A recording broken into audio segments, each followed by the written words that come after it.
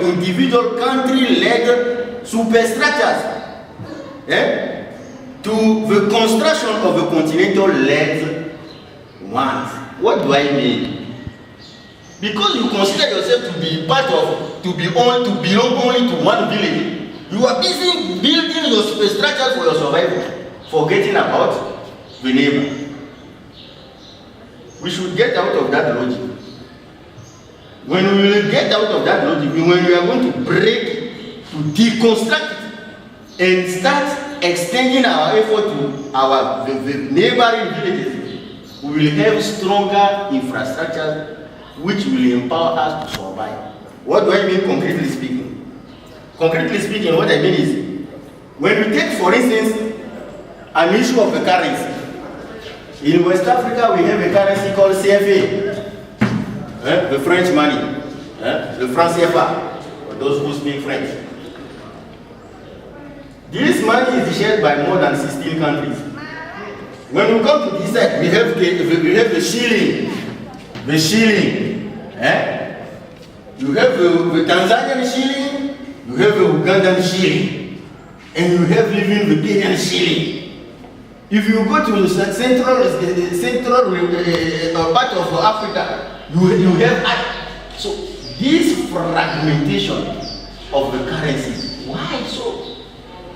Why so? We must do what? Break down again these currencies.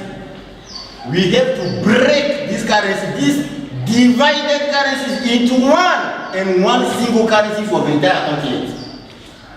When we have one money, you become stronger. Look at the Americans. It is only the dollar speaking. And there are more than 53 estates, 52 estates, talking only one currency. And they are imposing their currency on everybody in this world. Because of what? The power of that currency due to the number of people who are using it.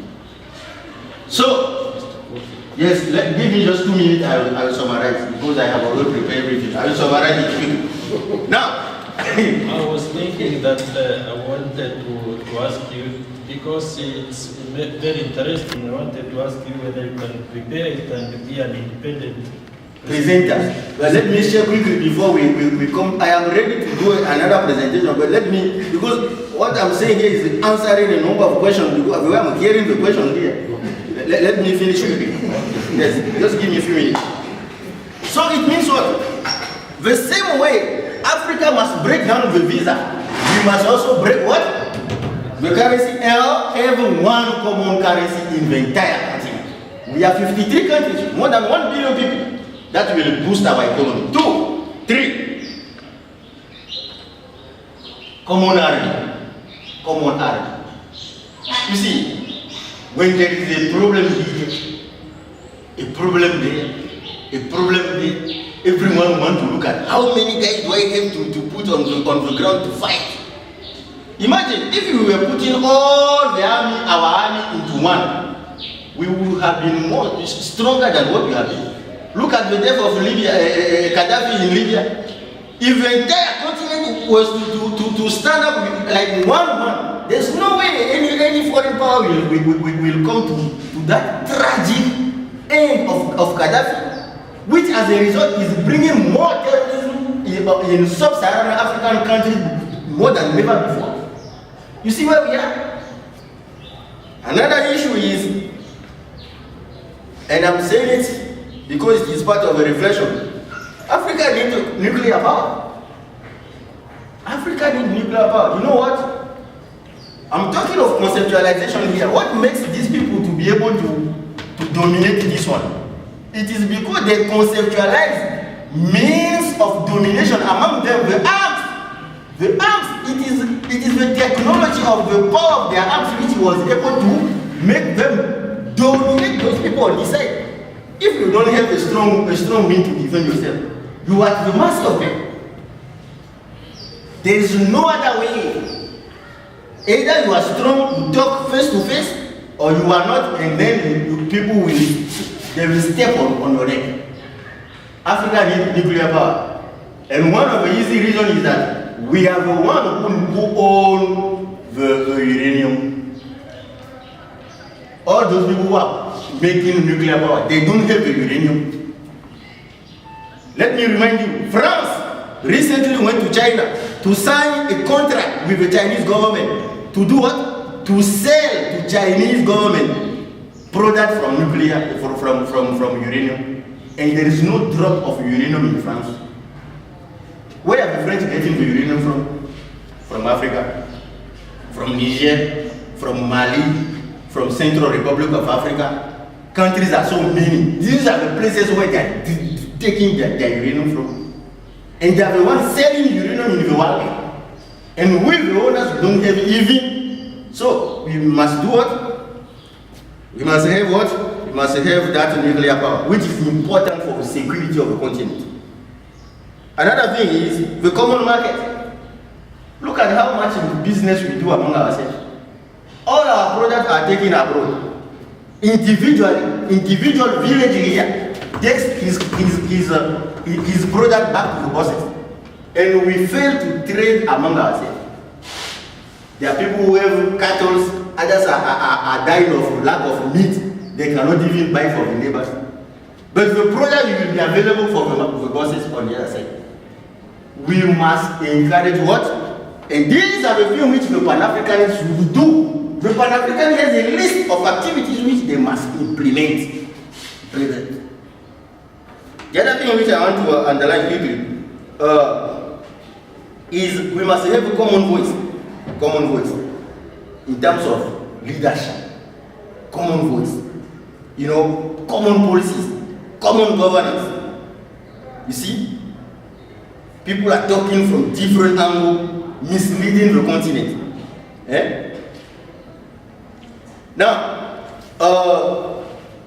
the other issue is the governing system which we are given. We name it democracy. Everybody is chanting, running after democracy, thinking that this is the best system for us. I'm sorry to say, it is a chaotic system. One of the sources of our problem in Africa is to embrace democracy. And I will have time to develop it and show all the reasons why that system is completely nonsense for Africa and for its future. Since we don't have time now, I will do that later. Now, we must, in terms of a conflict resolution in this continent, what we are missing most is to go back to our indigenous strategies for peace building, indigenous strategies and techniques. You look, let me just show you a simple example. If I am here, because I have already given you the anthropological description of each continent. Are we together here? Let's take Americans here.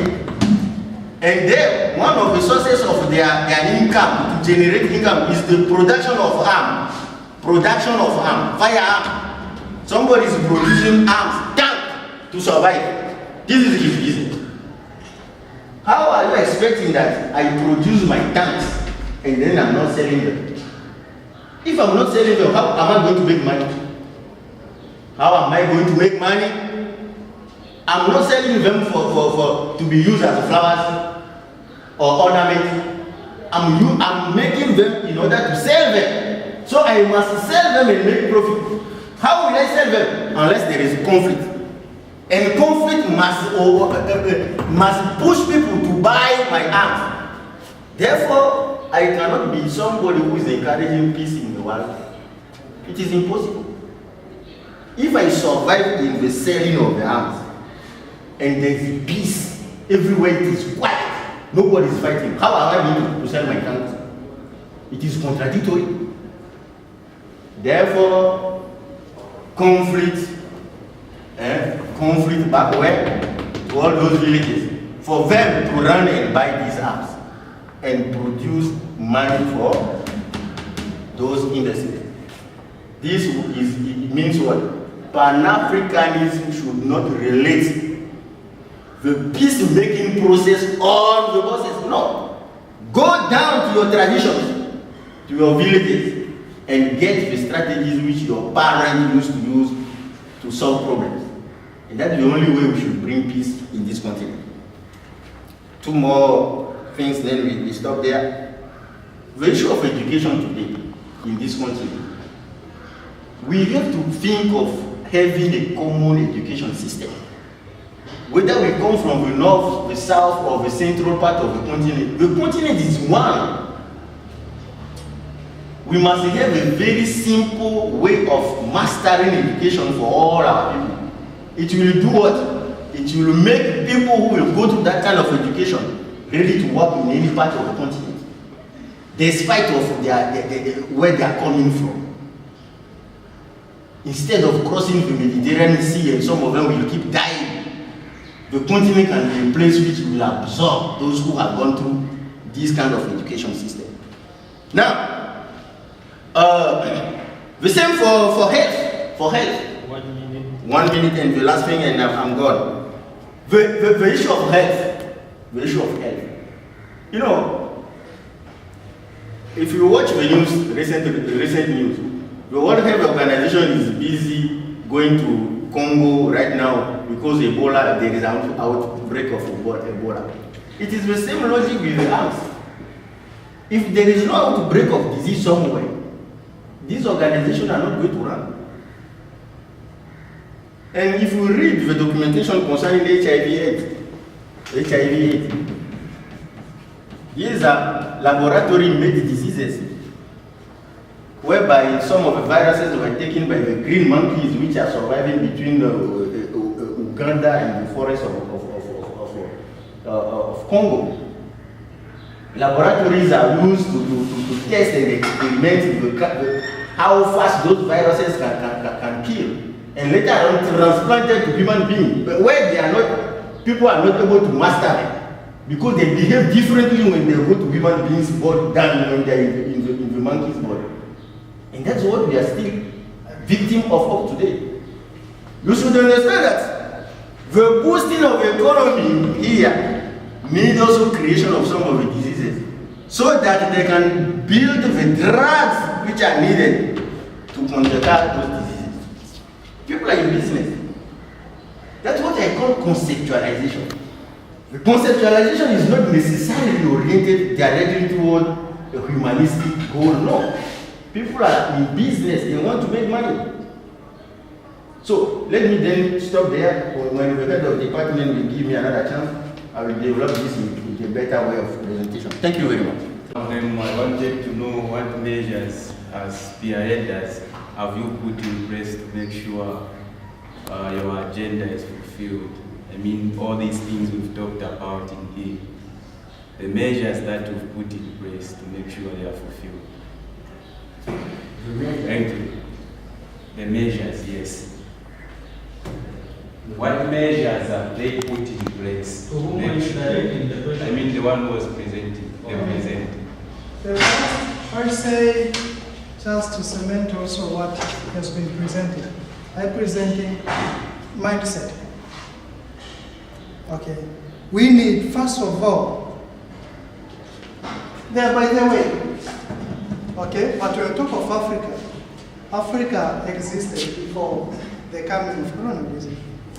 Okay? So if Africa existed before coming of colonialism, meaning that after colonialism was introduced to Africa, we still have that mentality. And the fighting of colonialism, we're dedicating more time fighting them, and when we look at the content of our literature, 3/4 will say reflects colonialism. Very little reflects African real issues. So the first thing that to solve these issues, first is to change your mindset and understand ourselves, who we are, where we've come from, and what is our destiny, our future, is to make us the master of our own culture, our own life and everything. So that, how will I suggest that? We started with the same understanding how it, to our various learning institutions. When we look at the literature of Africa, Pan-Africanism is also a major theme that is debated in this. And it represents the world views of the African people. Let us look at then if it represents the world views of the African people. To what extent are we implementing this to our education system? Completely nothing. Then what history are we speaking of the African people? Which ideas are we speaking when we talk of African people? All these, we want them to transform them into our curriculum, educational curriculum. Pan-Africanism should be a subject of its own. Okay? It should not be just a subtopic. It should be a subject of its own in history. Okay? And then it should be taught from the scratch to the higher learning institution. It's only we here, especially philosophers, that we speak this voice. How about the African? How about other departments? Economics and other parts, finance and so forth. How are we speaking this? Pan-Africanism, it's not an independent that it's only confined to philosophy. I've tried to explain here. In economics, we see. In culture, we see. In education, we see. So this is Africa's issue. And if it's an issue, and we aspire to be one, that oneness should start. It needs to be defined in our educational system and other areas. Let people, not only the intellectuals, how about the local peoples, the local population? To what extent are they speaking the same language that we're speaking today here? We want to unite. This idea should not be left to the intellectuals. No. It should be taken back to the more than 1 billion people. They need to speak. And this is what we are getting. Today you are here, tomorrow you'll be somewhere as a director of education, as a director of economics, as and so forth. You need to implement this. Thank you. Yes. Yeah, shortly. Thank you very much, Mr. Maura, for your presentation. You have stimulated us, really, it's very nice. For me, really, I think what really we need, in addition to what Mr. Kofi has said, to break down these boundaries for visa, currency, and what. In addition, I would say really what we need really for that to be united together. Africans, really, we need to change really our mentality of thinking. We need intellectual discipline. Otherwise, it is very impossible to unite. For example, if you need the common visa, people have to come together and sit and discuss and see the rationale, why do we need the common visa? So, unless we have the mental discipline, what do I mean the mental discipline? It means endurance in discussing, in the discussion of various matters. Unless really we have the mental discipline, it's very difficult. For the Africans, really, I'm very sorry to say, many of us, we don't have the mental discipline or endurance. I mean, it is very difficult for us to follow a discourse or a treatise. You understand what is a discourse? For us, it is very difficult. Just say, Mr. Alikiba is coming here today. You will see, even this place will not be enough. Because what does it mean with Mr. Alikiba or Mr. Diamond? It is a music, boom, boom, boom, boom. We don't need to think much. But such great things, they need mental discipline. And for us, many Africans, really, we don't like that much. Probably because the environment is friendly to us, as Mr. Kofi has shown, unless really what I say. Because if you need something, you must sit down and think the methodologies, why this, why that, and that is called the mental discipline.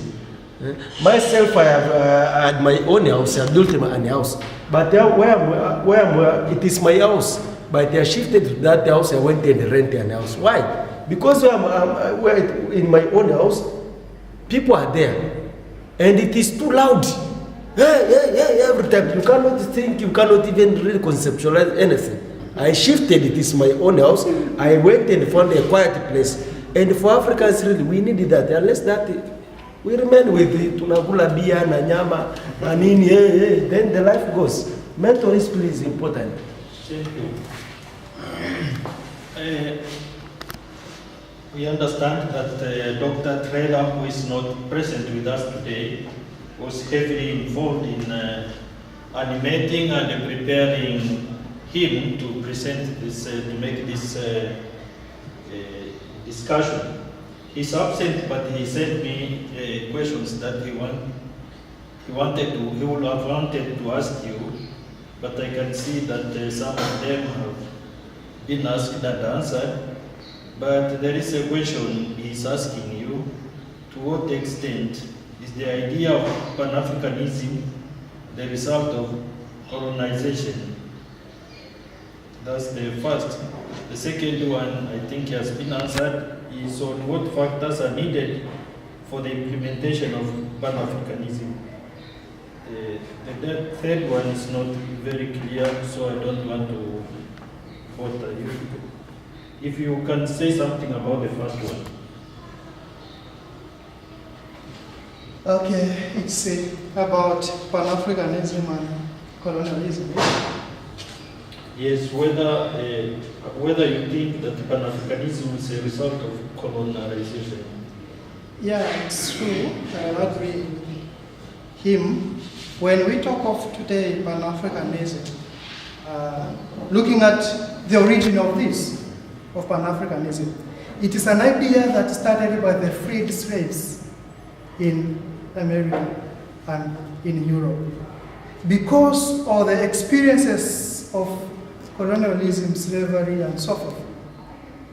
And then they saw there's a need for us to come together and try to put together our efforts and try how do we end this. So if, as we say, maybe, if it were not colonialism, probably we would not have been speaking the same language, this idea of Pan-Africanism. So colonialism fostered us to start thinking of who we are. And today, when I look at the literature of African scholars, more is always addressed to colonialism. So colonialism, it is a theme in African literature. And it's also, this theme helps us now to be more determined of who we are.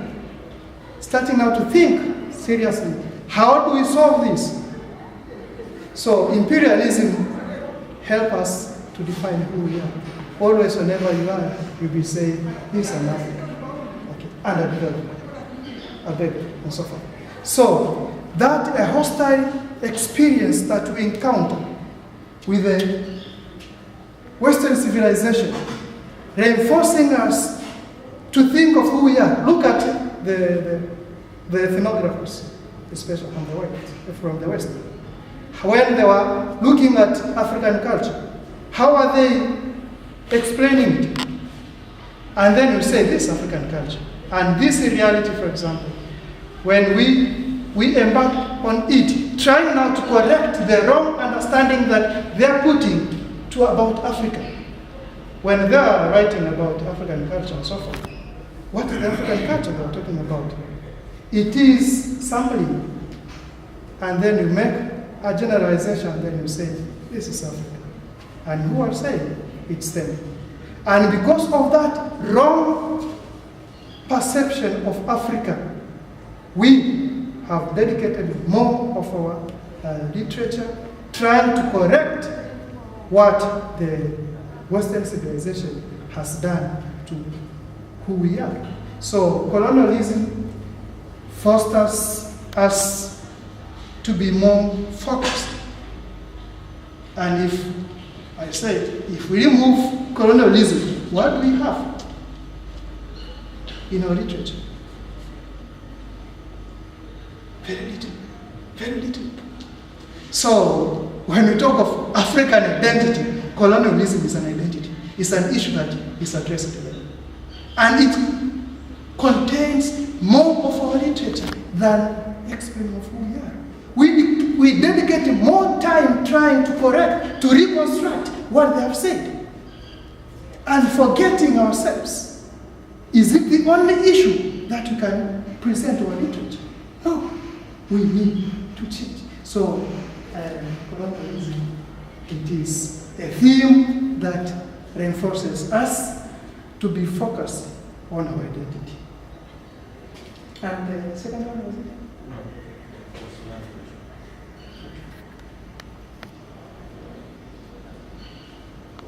1 minute. Maybe let me say something of which I said earlier. This question which I think we have been trying to answer it, yet we have not touched it directly. First, what is the possible biggest problem that can emerge from Pan-Africanism? I think we have not yet touched that question seriously. Yes. Why?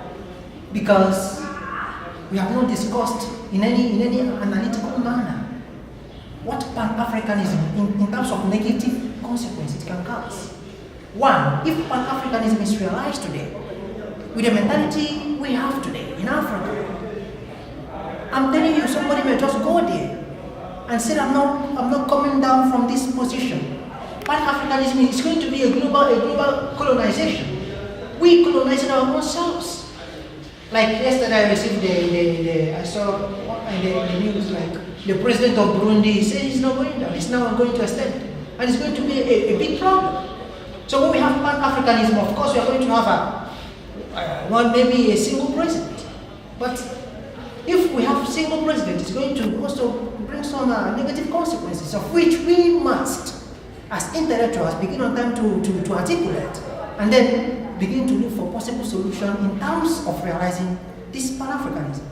And then one thing I still want to comment in this concept is one fact. Karl Marx said something very, very meaningful, that philosophers have enough ideas to change the world, but what is actually lacking is to actually change the world. We have all the ideas needed to change the world, but definitely we cannot change the world because we still lack the action to change the world. That's why he motivated. We must work with the workers. The proletariats, they are very, very important. And that's why in my first question I said, who need this discuss the most? Pan-Africanism. This class here, we see how many people here. And then what possibly are we going to do just this number? Our politicians are there, which I think from my own perspective, the biggest problem we have in Africa, which of course I'm planning to write something on that aspect. It's not even the economic system, the social system, but actually it's the political tyranny we are facing in Africa. Because the people who call themselves the president of Africa are actually not Africans. These are brainwashed Africans. And if they don't receive this course on Pan-Africanism, believe me, everything we are doing here is in void, and nothing comes from nothing. So, I will cement my comment by pointing what Nyerere said, and maybe it will be a summary of what Professor Kofi was trying to say. Nyerere made a very fascinating statement. He said, the rich are rich because the poor are poor. If the rich are not rich, the poor will not be poor. Thank you.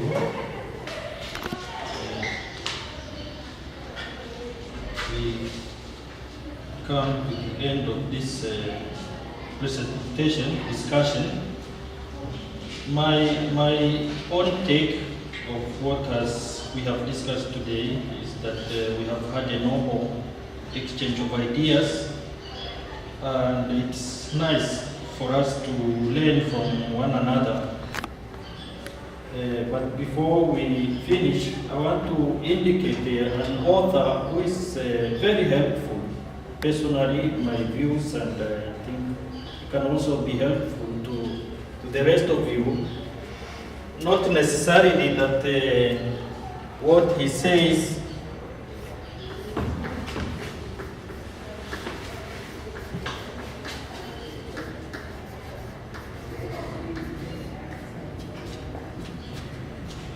she's a woman.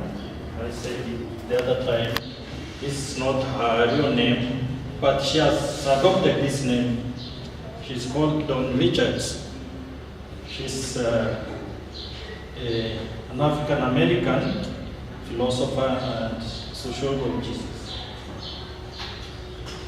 Just on the question you have talked about, that the problem we have in Africa is politicians, the major problem we have with politicians.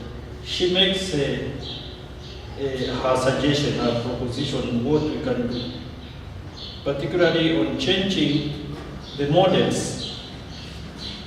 The model of leadership that we have is problematic, because a leader, from a political perspective, a leader is someone who has authority.